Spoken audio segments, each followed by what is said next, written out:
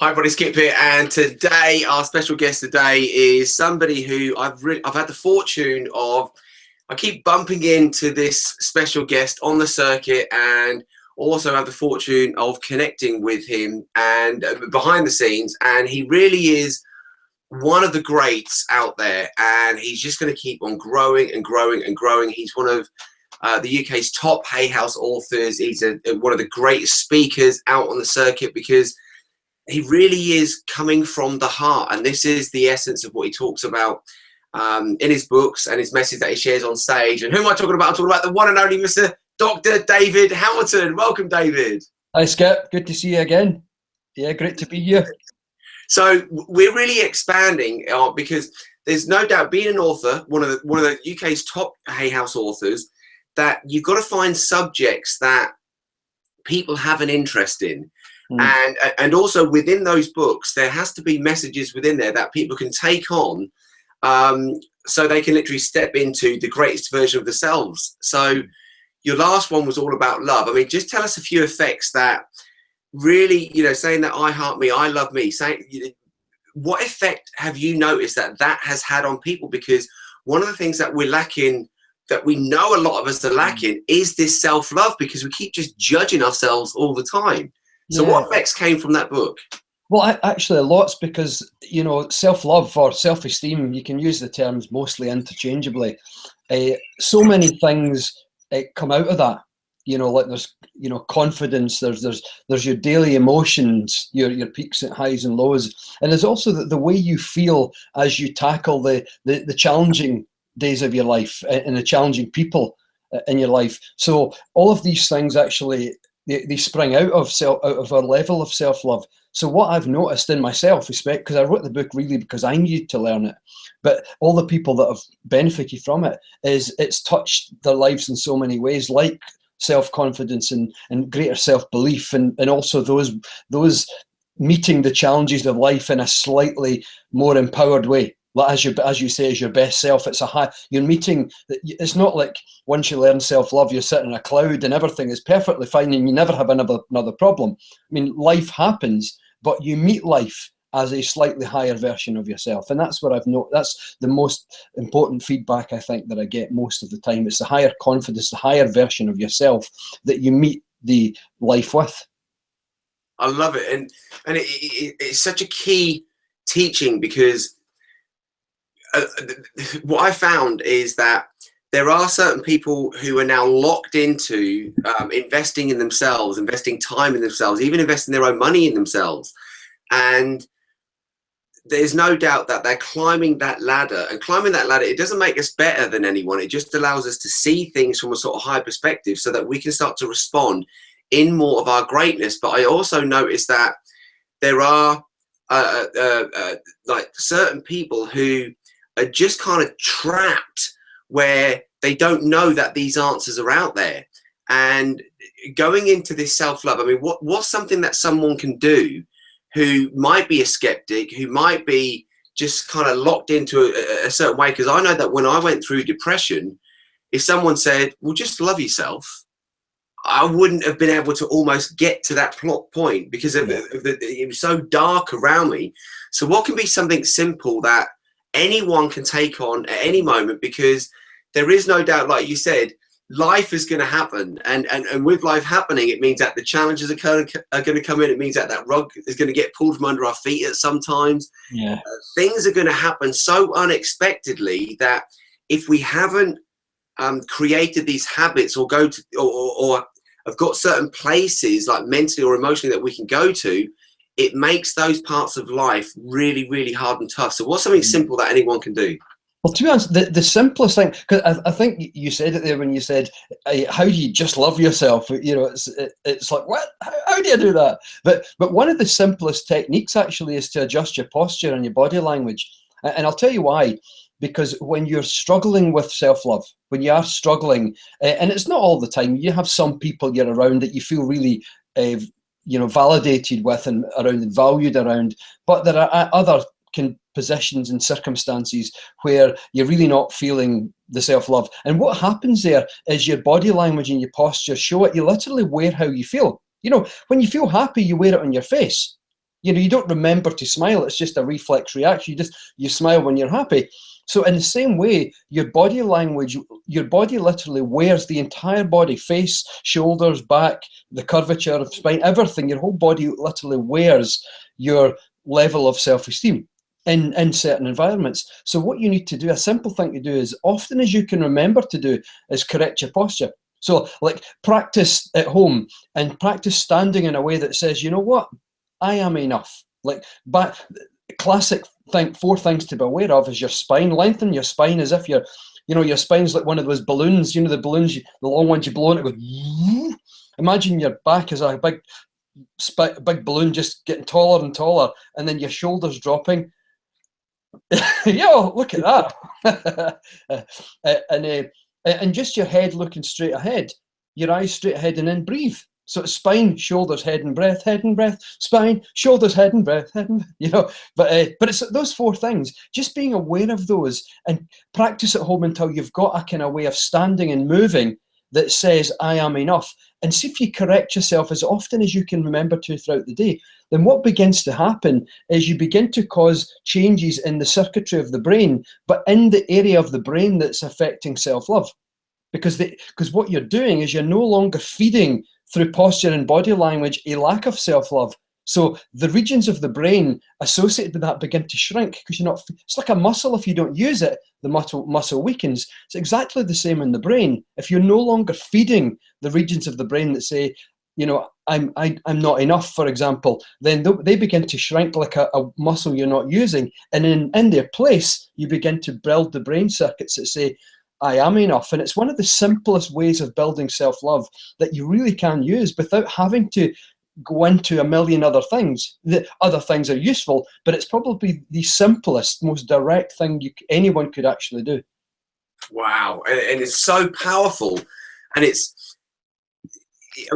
now you've watched this and you've heard David say this, what happens is a seed has now been planted. And it is one of those things where, I love what you're saying. We don't remember to smile. You just smile when you feel good.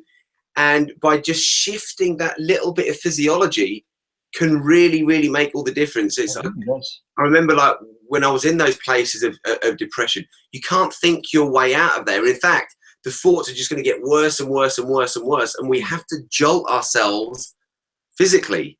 Yeah. And it's one of these things that you do it again and again and again. And I remember when I went back and we started training in gymnastics, that was one of the main things that they said to me was, what's happened to your posture? You can't even stand up straight. And I remember it got to the point where you train it so frequently every single day having good posture that it will eventually just become a part of what you are. And automatically you'll find yourself in these positions because to begin with, it has to be, we've almost got to break the bad habit. That's it. It's a habit. Yeah. You've got to create a habit of posture. And that's the thing, because in some ways, having low self-love is also a habit. It's a habit that's been learned from when we were younger in our life. So it might even have started in our teenage years or something, but usually in the past, we have learned a habit. Something has happened or a sequence of things have happened, whether it's events happened or people saying things or treating us in certain ways. But from that, we've learned a habit of thinking about ourselves in a particular way. But one of the main things that happen is the habit of body language that says, if you meet a particular situation and your shoulders curve in and your head goes down, and it's the body language of, I'm not really sure. I'm exaggerating now so that you can see it, but it's more subtle than that.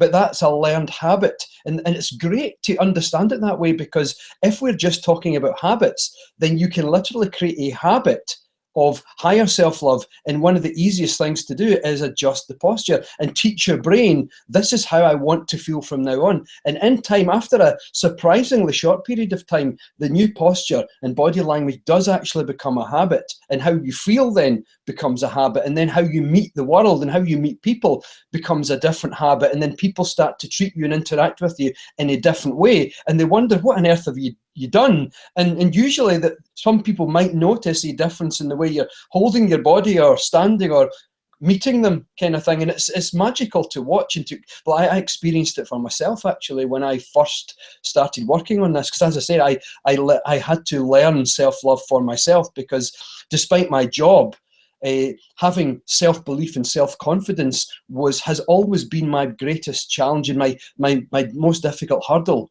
in my whole life, despite it's not visible. But then when we talk about self-love, most people's self-love challenges are not visible, because we keep them to ourselves, and we show the world a version of ourselves that we want them to see, but it's not necessarily exactly how we feel. And that difference between the two, how I was showing myself and how I actually felt, was becoming so large that it was beginning to have negative consequences in my life. So I had to do something about it. Wow. And I mean, that's one of the reasons why I believe that I've been guided to do live events, and I've had the fortune of really going to many countries now, and finding partners who want to come and get involved with the live events, because we've noticed that when we can get people in a certain environment and we can help them to peel off the masks, a lot of people have really had society have such a big, or it could be parents, it could be a schooling system, experiences that they've gone through where they literally start wearing these masks, and they've been programmed in ways where they think they have to be something which isn't them.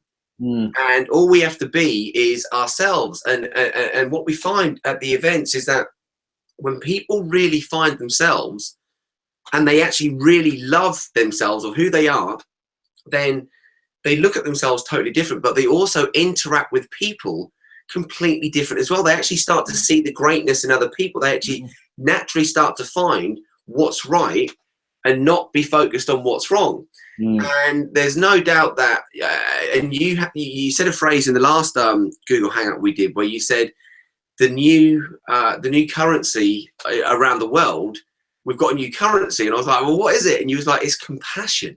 Yeah. And to be kind, to be nice, even when a situation, because it's easy to be nice when all the stars are lined up and everything's kind of going perfect, but usually things in the outside world can happen in very different ways than what we visioned in our internal world. And it means that quite a lot of the times we can be off balance. And to be kind, and I know this is the whole essence of your next book, where it's the 5 side effects of kindness. And there's no doubt that if we take medication, legally, they have to put on there what the side effects are. And I've started to see a lot of medication coming up where the side effects are written on there, and sometimes it says death. Wow. And we're like, well, hang on. So what can we take on a daily basis? And now everything is going to have a side effect, but we want obviously things to have a nice side effect. So tell us a little bit more about your book, because it's coming out soon. When's it coming out? It comes out on the 7th of February. Amazing. Yeah. And I love the fact that side effects usually are positioned in the negative. And so one of the reasons I called it the 5 side effects of kindness is I would like to rebrand that term. As a former pharmaceutical scientist, it's quite cool to be rebranding. I actually just so happen to have a copy here. The 5 side effects of kindness. No, I'm actually just, it's a first copy. I just got a hold of it. I was having a wee look just before I just arrived actually, before we did this. So what are they? Well, the 5 side effects. When you're kind, these are the 5 things that happen. 1, it makes you happier. We've all had that experience. Kindness brings a smile to your face as the giver of kindness, and also as the receiver, or even as the person who witnesses an act of kindness taking place. It always makes you happier. And lots of research shows that consistent kindness, whether given, received, or witnessed, actually elevates people's happiness. There's tons and tons of research. The second one is kindness is good for the heart. And that's because kindness has 2 molecules of kindness associated with it. And let me explain. When a person gets stressed, there is molecules of stress. One is cortisol, one's adrenaline. Right? So these are referred to as molecules of stress. In other words, substances in the body that are associated with, produced when we're feeling stressed. When we're kind, 2 molecules of kindness are produced, and one is oxytocin and the other is nitric oxide. And what oxytocin and nitric oxide basically do is they sweep the crap out of your arteries, in a nutshell. To make it really, really simple, they basically sweep the crap out of the arteries, including, you know, free radicals, inflammation, cholesterol and stuff. Bad cholesterol. They'll literally sweep the crap out of our arteries. So they're very, very good for the heart. And the only way to produce oxytocin and nitric oxide behaviorally, the only way is to be genuinely kind. And I say genuine for a reason. If it's not genuine, you don't produce the oxytocin and nitric oxide. It's like a nature's catch-22, because they get switched on when you feel that connection, that warmth that comes through kindness. It's the warmth of connection that turns on oxytocin and nitric oxide. The only way to get that is a genuine act of kindness. So it can't be false. It can't be another way. It's nature's catch-22. So the third side of the difference, sorry to interject, but I think what you just exposed is so huge, because some people will, and I've been one of these as well, I've just done what you've asked me to do, and suddenly we might think that we're doing the act of kindness, but if we're not being so genuine and so good feeling into that process, then we miss one of these side effects. Yeah, it has to be an honest act of kindness, an honest, heartfelt act of kindness, and then it benefits the heart in a number of ways. But in a nutshell, basically, these molecules of kindness, basically, they literally keep the arteries clean. They literally keep them clean. Now, the third thing that happens, and this will be of interest to you, Skip, is that kindness slows aging. And there are 7 processes of aging that kindness impacts directly at the biological or genetic level. So there's 7 processes that occur. You know, to name a few, you have inflammation and oxidative stress, which is free radicals. You also have low vagal tone. You have shortened telomeres, which is the end caps in DNA. You have immunosenescence, which is a weakening of the immune system. So you have a number. There's actually 7 processes that you can follow that are actually underpin the aging itself. And kindness, through these molecules of kindness, impact all 7 of them. I mean, one of the examples is muscle degeneration. I mean, Skip, I've actually mentioned you in my new book. I don't know if you know that. No, I didn't know. No. You told me a story about a 98-year-old man in Bali who raced you to climb a tree and he won. And so I've got that in the book, and it was explaining how I actually said my friend Skip told me a story about racing this 98-year-old man. So it's actually in the book. I forgot to tell you that. Hope that's okay. Yeah, appreciate that. Yeah. So, but it turns out that one of the processes of aging is muscle degeneration. And aging occurs when degeneration is faster than regeneration. Right. So if you exercise, your muscles regenerate. But aging is when degeneration is faster than the regeneration. Oh, is there an odd kind of sound coming from this? Yeah, for some reason the camera keeps coming back on me when you're talking. I don't know why it's doing that. It's doing a little echo thing at the moment. On my side, is that okay with you? I can't hear the echo. Oh, that's fine. That's fine. Oh, that's fine. I didn't want. Yeah. So one of the processes of aging is when degeneration is faster than regeneration. So it turns out that regeneration actually at the molecular level requires one of these molecules of kindness. And it absolutely requires oxytocin. If there's not enough oxytocin, then regeneration simply is not as fast as it needs to be. So one of the ways to get oxytocin into the muscles is genuine kindness. Another thing that happens is wrinkles on the skin. One of the processes that cause wrinkling of the skin is something called free radicals or oxidative stress. And scientists took skin cells and found that if there's not enough oxytocin in there, then the cells age faster. And the only way to slow them down outside of diet is getting oxytocin in there. And the only way to get oxytocin in there again comes down to genuine kindness. Yeah. So that's the third way that kindness slows down. The third side effect. But there's more to it than that.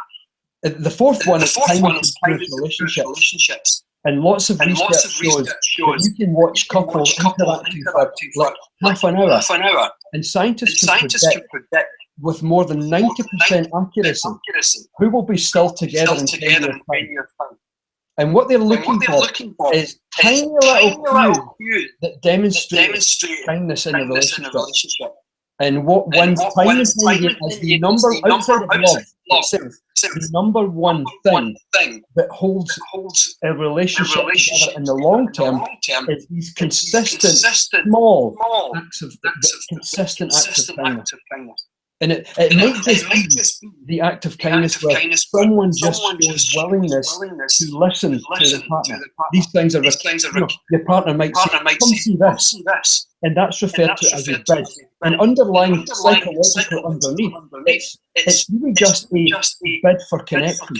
It's really just the person saying, I want to connect with you. Even though we're not thinking of that, underneath, that's what's really going on. It says, I want to connect with you. That's the psychology underneath it. And how we respond to these bids, how we respond to them consistently is a measure of kindness. And it comes out, if we respond with kindness consistently, then a relationship has a much greater chance of staying together in 5 or 10 years' time, according to research. So kindness is one of the side effects of kindness is that a relationship improves. And the last side effect is kindness is contagious. It's one of the most powerful side effects. Every act of kindness sets in motion a ripple effect. Yeah. Wow.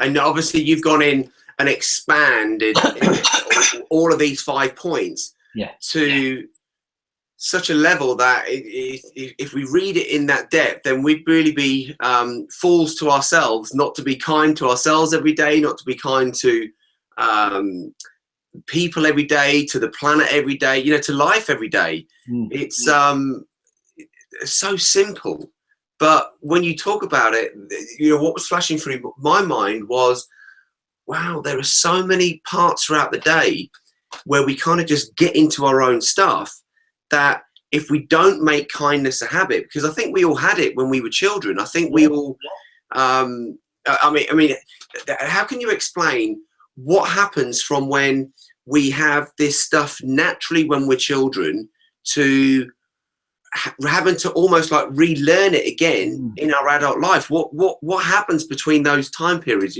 How can we have it and then we lose it and then we've got to try and get it back again? Life happens, and we learn. We learn from each other. We learn from society. We learn from other people. We learn from society. We learn this is how things work, so to speak. So we learn it all, and life presents us with challenges where sometimes we become afraid. We become fearful, and that govern some of the willingness to share, or to give, or to be there for someone else. How does that affect them? Well, I lose if I give something away. What does that mean for me? And we learn dialogues, and so it takes us. That becomes so ingrained that we get to this point where it's not working anymore. And we realize we have to learn something else, and we spend the rest of our lives learning stuff that was intuitive when we were younger, when we were kids. And it's only when we get to that point we laugh and we say, my God, I knew this like 30, 40, 50, 60 years ago. My God, what have I done with my life? Kind of thing. And I think that should be the best reaction when we have the awareness of, oh my God, I had this when I was like 4 years old, and now I'm 54, 64, 44, whatever it might be. Again, one of the conditioned sort of responses that we have is to beat ourselves up. Oh God, why have I been doing this? And then we go kind of sort of down this spiral again. So I think the first thing is to really make sure that we are kind to ourselves in our uncovering of certain habits and certain lifestyle tips that we've taken on that might not be serving us at the best. I mean, does kindness help with, and I know it does even before I ask the question, but how does kindness then help with letting go of stuff? Because a lot of us have picked up habits, we've picked up things along life that weighing us down. And it may not be one of the direct side effects that you've talked about, but there's no doubt that kindness must be able to help us to let go of things in life that just aren't serving us anymore. No, absolutely. Oh, absolutely. There's kindness to ourselves, which is an act of self-love. And as we begin to increase our level of self-love, as that begins to happen, we find that kindness becomes easier and more natural and cleaner, if you like. Kindness becomes cleaner. I'd say, in some respects, self-love is like an internal bar of soap that cleans the psyche, and it gets rid of the reasons we have for not being there completely for others, and whatever way that being complete for others presents itself. And so when we're struggling with self-love, it's like we have rules and regulations and certain things that have to be criteria that have to be met. But once we build our level of self-love, we wash all that away, and we're left with a cleaner psyche. And one of the things that naturally come out of this is a natural childhood propensity for being kind, for being there for something else, without the fear of how might that affect me in a negative way if I give away my time, or if I share such and such a thing. As adults, what will that mean for me? I'll have less knowledge. What will that mean tomorrow if I don't have enough? We don't think about that. We just intuitively know that everything will work out okay. And when we get that cleaning through self-love, we get rid of those rules and reasons and fearful things, and the kindness becomes cleaner, more natural, and more intuitive. And we also intuitively understand that this is actually the right way to go. Wow, I mean, there's so many like golden nuggets that you're sharing here, and the whole part of the struggle that I've seen in people, and this happens over in Asia, it doesn't matter whether in Thailand or Bali, wherever we are with our events, I see a lot of the same habits come up in people over there as I do in Europe and over here. And a lot of the struggle that I'm finding people go through in the business world is acquiring things, you know, money being one, the right cars, the right houses, to make sure that always when you walk on a plane, you're turning left, to make sure that we've got these materialistic things. But at the same time, when we've connected with these people, they're still missing something in their lives. And I really do think it is this kindness subject that we're talking about. And I mean, for those of us that are, you know, kind of sort of chasing things, how can this really, because we all know this in principle, that life's not about the destination, it is about the journey. Obviously, we need like an end destination of a direction where we can move in.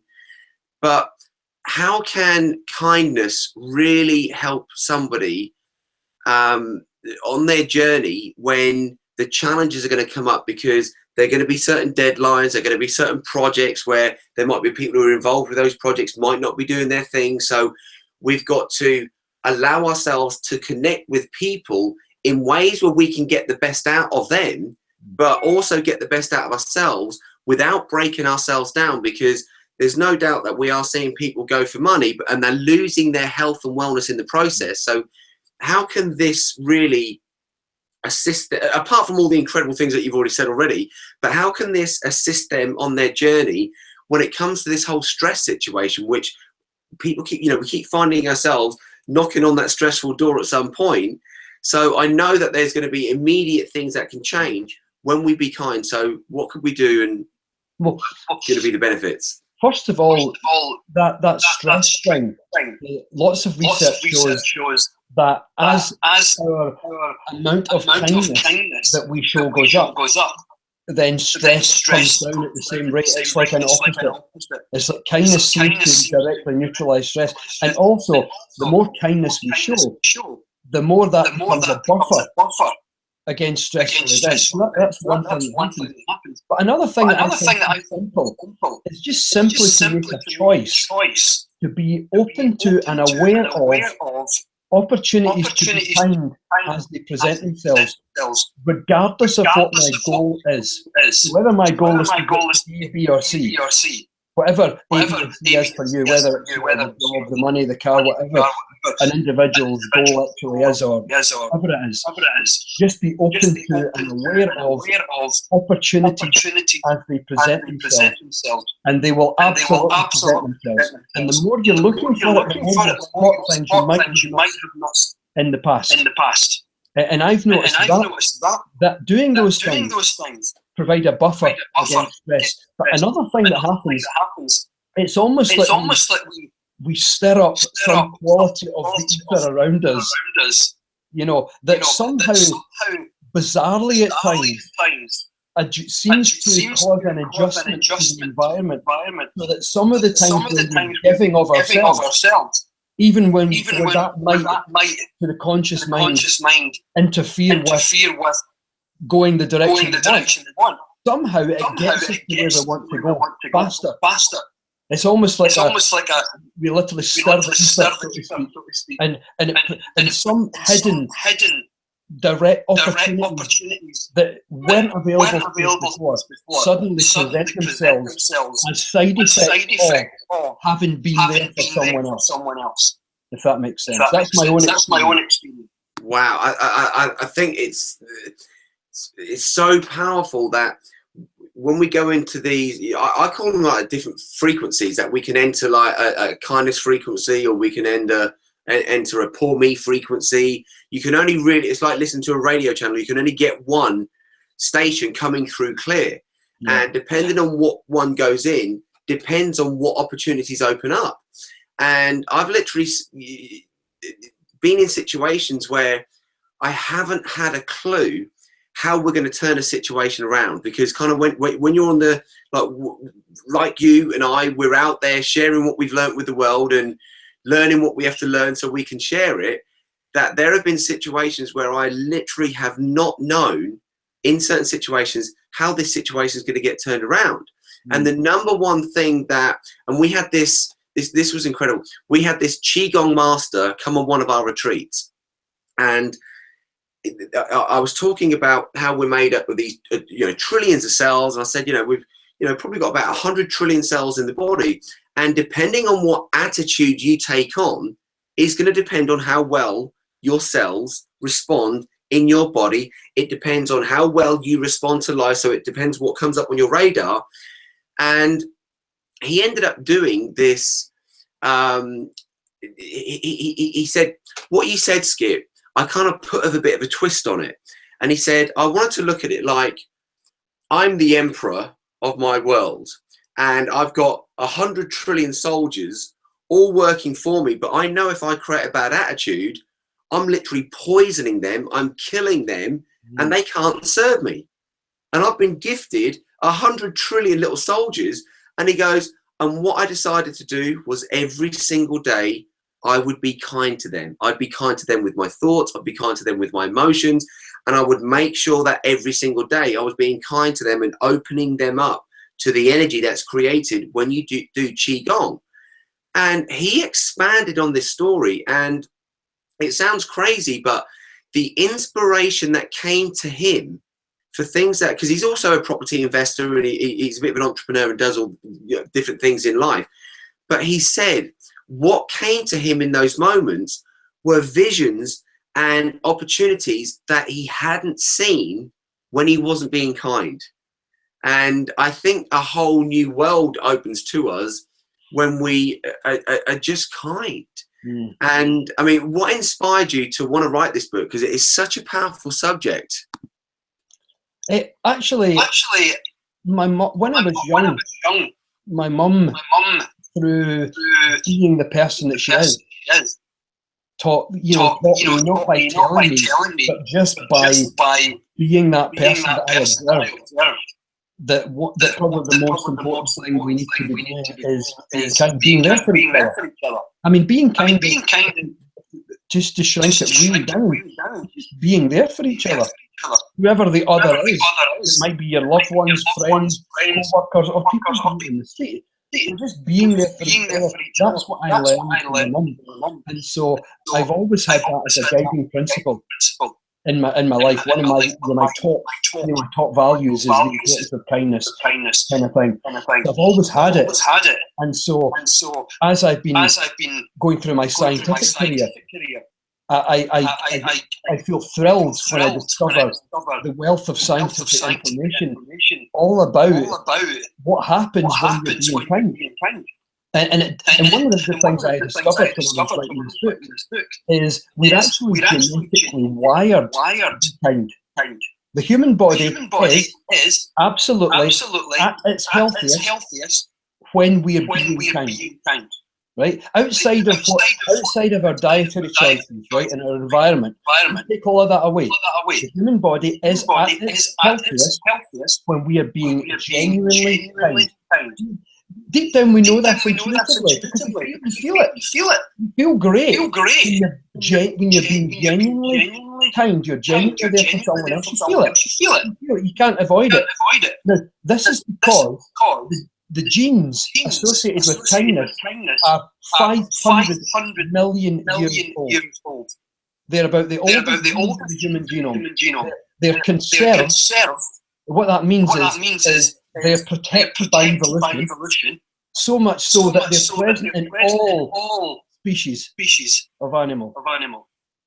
That's why they're 500 million years old. They're conserved. They're evolutionarily protected, which means that all species need to help each other in order to thrive. And that's why you see it in a duck looking after its chicks. A mummy dog looking after the puppies. We all have this natural tendency to care. And I find that astonishing that science now shows us that the human body is absolutely at its healthiest when we are being genuinely kind. And I'm saying genuinely because the only way to switch on the molecules of kindness is being genuinely kind. We have to have the warmth of connection that comes through being genuinely kind. And that for me is one of the most exciting discoveries ever. I love it. You discovered it when you was a child, and to rediscover it in adulthood, it's a game changer of life. And it's free. You don't have to go and buy it anywhere, but it has to be created again. We've got to get that pot stirred up again to open up to these 5 side effects of kindness. And I mean, I could carry on talking to you all day, but that is predominantly what you're talking about. Being kind is when we do these live events, people, when they step through the door, they don't know what they're stepping into. Obviously, the outcome is like we've got a new one we're doing at the end of January called The Best You. And I can't think, because all of my events in the past were around health. And you've talked about kindness having such a knock-on effect on the immune system and making the body healthy, because without our health, we've just got problems and challenges that we have to deal with within life. But there are other elements in life where we need to make sure that we are connecting to in ways that not just serves us, but it serves the people we're connecting with. And if we can then get an effect that serves the greater good, the energy that I found that comes through people, it just changes their lives. And I remember when I went to Asia and they said, Skip, some of the things that you do at your live events, you can't bring over to Asia, because there's things where you get people connected and this is going to go against their religion. It's going to go against their belief systems. And I got there and I was living up my head with the fear that people had put these things in my head. And I got there and I thought, you know what, I can't do what I've been told to do. I've got to do what's real for me.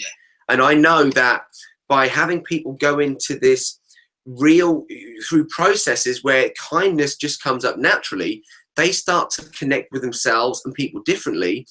And the results that we've had as knock-on effects from people being at those live events, taking that back to their normal lives, and you'll get this with emails and people contacting you, telling you how their lives has changed because of that.